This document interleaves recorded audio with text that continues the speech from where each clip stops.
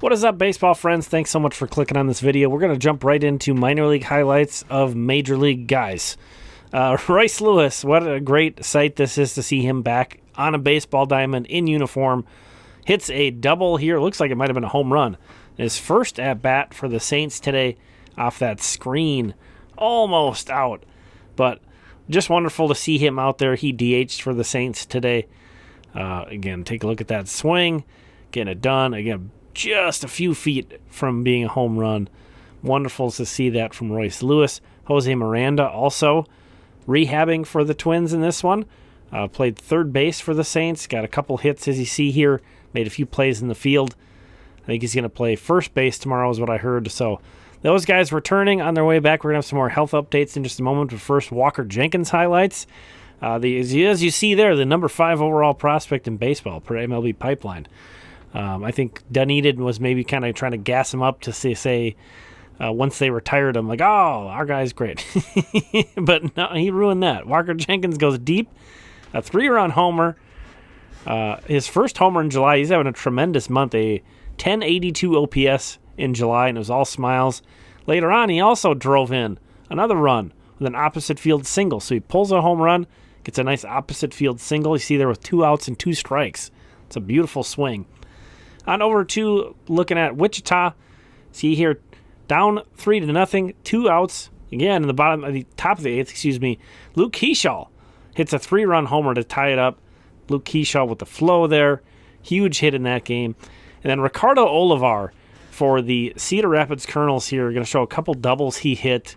A 4-hit night for Ricardo Olivar. He's having a really tremendous season. We'll take a look at both of those. See a really well put together guy, very sturdy. Catches, plays some DH, plays some corner outfield. We'll see what's to come, but I feel like got some help on that one. I feel like Keaschall and Olivar are definitely 2 of the most marketable guys the Twins might have as we approach the trade deadline. No predictions or anything, but I think teams are going to be asking about those guys. As for the Twins, mentioned some updates here. Brock Stewart rejoined the team. He did pitch today. He gave up a run. We'll take a look at that in a minute. David Festa also rejoined the Twins. He pitched very well today. Struck out 7 batters. Was the follower, I guess, to an opener. And then Ronnie Henriquez and Diego A. Castillo were sent back down. So Diego A. Castillo, kind of one of those situations where almost rooting for him to get picked up by another team because he deserves it, but we'll be more than happy to keep him in the org. He's tremendous infield depth. And Henriquez headed back to AAA. Kind of a nice up and down guy himself. Wish he was bigger. I think if Ronnie Henriquez was a couple inches bigger, a lot of his stuff would play up. But as you see in the picture that's near me, Byron Buxton exited today's game. He got hit in kind of the wrist forearm area with a pitch. He had to leave eventually. X-rays did come back negative, so he is, hopefully everything's fine. So we'll kind of see how they take it from here, but I would say he's not expected to hit the injured list, but if that's something you noticed in the box score and was wondering what was up, that's why he came out. Great win. Twins come from behind to beat the Phillies. As you see up in that win probability chart, the Phillies had a pretty commanding go of it in the 7th inning late in this game, being up 4-1, but the Twins came back, tied it up, and then Max Kepler delivered the walk-off. Great guy to have up in a situation where the infield's drawn in. You need somebody to just put a ball in play. Max Kepler, maybe the ideal guy. The Twins have a few now that there's not nearly as strikeout prone as they used to be. They have a few guys that are good in those situations, but Max, arguably, your kind of go-to guy there. So Twins with a hard-fought win. Carlos Santana, shout out to Carlos Santana, even though Max got the walk-off. Got to give the tip of the cap to him. Santana had a couple hits, drove in a couple runs, also drew a walk. He had a great game. Twins beat the Phillies, win the series. Again, David Festa, Steven Okert was the opener in this one. David Festa took over for him in the first, though. Goes 4 in the 3rd inning and strikes out 7, with the only runs he gave up were on a solo home run. Really nice to see him. Happy to see him getting an opportunity again. His numbers from his first 2 starts were really bad, but I feel like he pitched better than those overall numbers would suggest, and I was hoping he got another opportunity. So good to see there. Again, Brock Stewart back with the Twins. Cole Sands pitches a scoreless inning. Duran pitches a scoreless inning, which was great. He picks up a win. That has to feel good after blowing a save. In Twin case, you missed it. Haven't recorded a video in a couple days. The Twins won Game 1 of the series 7-2, and they lost and again, Duran blew that one 3-0 yesterday, but they won 5-4 today. So Twins take the series against a team with the best record in baseball, a team on pace to win over 100 games. They've been a little bit slow of late, but still, I mean, this is a really good Phillies team that the Twins win a series from, and especially bouncing back from that pretty ugly Milwaukee series.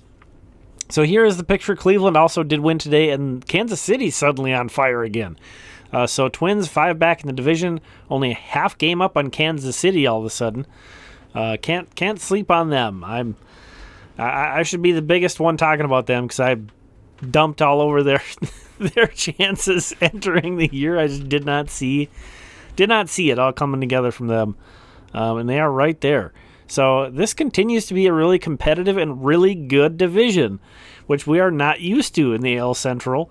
You know, we're here getting toward late July, approaching the trade deadline, and these are three of the best teams in the American League. It's pretty wild. Pretty wild to think of that. But kind of some other big picture stuff before we move on. So far in the second half, keep in mind it's only been 5 games, 2 against the Brewers, 3 against the Phillies. But the Twins relievers have not pitched well. And I'm going to include, even though Okert was technically the starter today and Festa pitched out of the bullpen technically, these are the relief pitchers' stats so far in the second half. There's a 7.13 ERA. You know, we're looking at a small sample here, but that's rough. The bullpen guys have not been pitching well of late, which is especially stings because, you know, not having Correa, not having Royce, you're already kind of playing shorthanded. Feels like everybody else kind of has to step up, and the bullpen guys have been pretty bad to come out of the gate here. And then they did continue. They weren't as bad with runners in scoring position as they were against the Brewers, which was just awful. But they were only 7 for 30 with runners in scoring position in this Phillies series. That's a .233 average. Scored plenty of runs, so it's kind of and you know they were right in that game that they lost too. It's not like they got crushed the one game they lost, so they were very competitive, and that's the same thing with the Brewers too. Even though they were really bad with runners in scoring position, very competitive in those 2 losses as well. So against these good teams, obviously, you know, you don't get any half victories, and there's no moral victories in the standings. But I think when you consider that the bullpen's really been struggling, the reliever guys have been struggling, and then they haven't really hit with runners in scoring position, you know, it feels pretty good to come out of that 5-game stretch with 2 wins. You know, obviously a winning record would have been preferred, especially at home, but, you know, I think we can all expect better, brighter days ahead with, again, Royce Lewis close to coming back, Jose Miranda working his way back in a rehab assignment, Brock Stewart joining the Twins, and hopefully before too long, Carlos Correa rejoining the team. You know, as much as I love Willie Castro and as much fun as Brooks Lee's been, you can really tell a difference in the field, in particular with Correa not being there. And of course, he's hit wells too.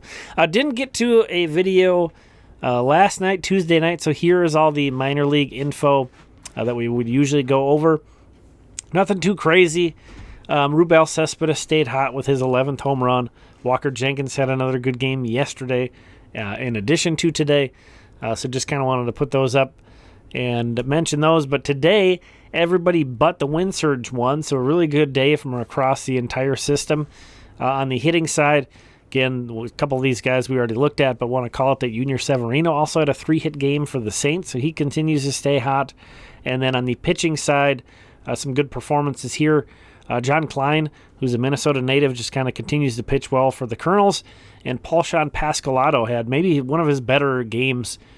He's kind of been in the rotation a bit and relieved a bit. That's a lot of the Muscles guys. I don't know if that's something that they're wanting to have those guys work on and experience pitching out of the bullpen, or if they just simply have more kind of starter type guys than they have rotation spots. But Paul Shawn's pitched out of the bullpen a little bit. Really good start, traditional start from him today. Only 4 innings, but again, I don't know that he's all the way stretched out. Struck out 6, though. Guy who's pretty talented, maybe more interesting than his overall numbers would suggest, is I guess how I would put it. So that is the wrap up for today. Again, thanks so much for being here. Really appreciate you. We'll talk again soon.